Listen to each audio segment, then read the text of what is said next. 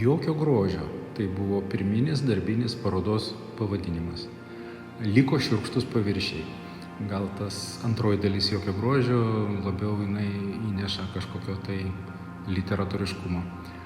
Taigi šiurkštus paviršiai. Kodėl jie ir ką jie sako?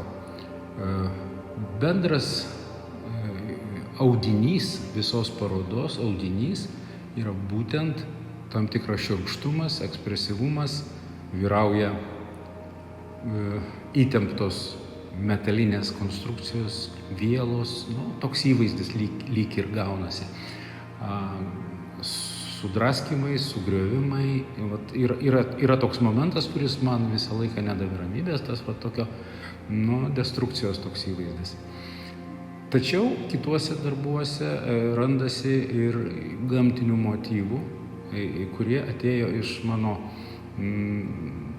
pamokų, mokantis iš klasikinės rytų tapybos. Reiškia, čia. Tačiau nėra gryno tokio rytų adaptavimo, tokio atkartojimo. Tiesiog mano interpretacijos remiantis rytietiškomis mokyklomis.